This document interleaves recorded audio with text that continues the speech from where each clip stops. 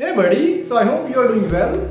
So today topic is Microsoft Identity Auth 2.0 ROPC. So ROPC is Resource Owner Password Credentials. So normally Microsoft allows us to acquire the token through MSAL library when you are working for front-end applications. But sometimes what happens, like Cypress, over Cypress, that library don't support that username, password, and make a call to auth 2.0 and that they will give you those tokens. So those things don't allow, and there are multiple applications where you don't get that token easily. So there is a flow Microsoft has provided that is called auth 2.0 ROPC, right? And I'm creating this video after so many research, and I don't see the same solution anywhere. I don't find any single website where I can go and I find that solution that I can implement.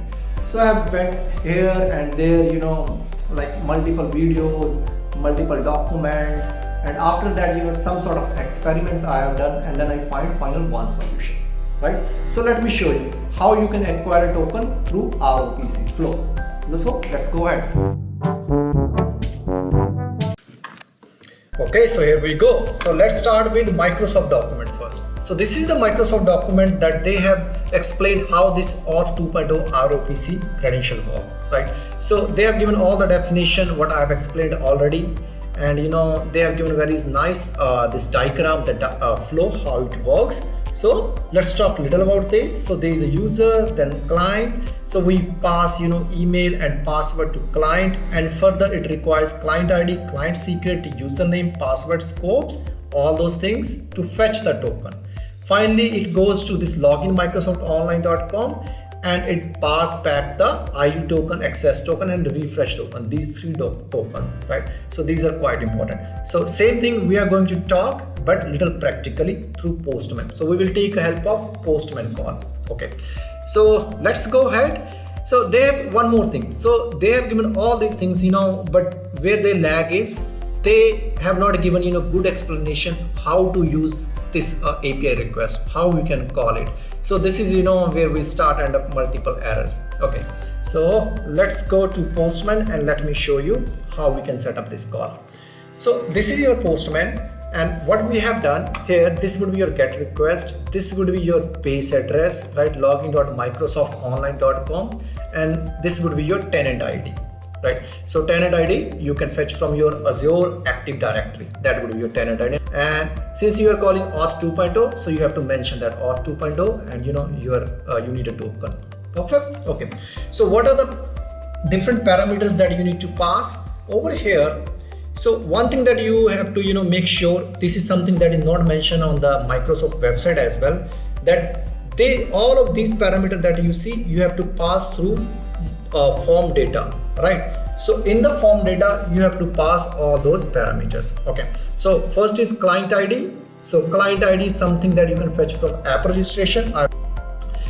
Then this scope is quite important. If you don't pass all of this scope, you will end up with a token that will always give you some sort of exception when you are going to validate that token. So these scopes are very important, right? User.read, OpenID, profile, offline access.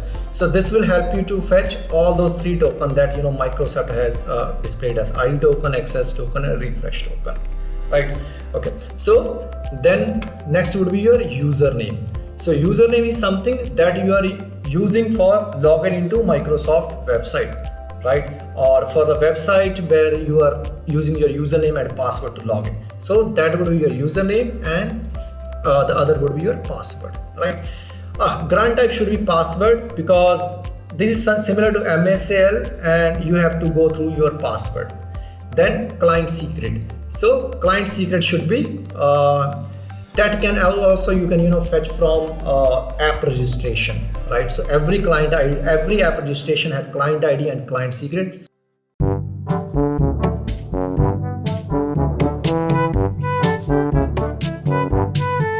Let's hit a send button.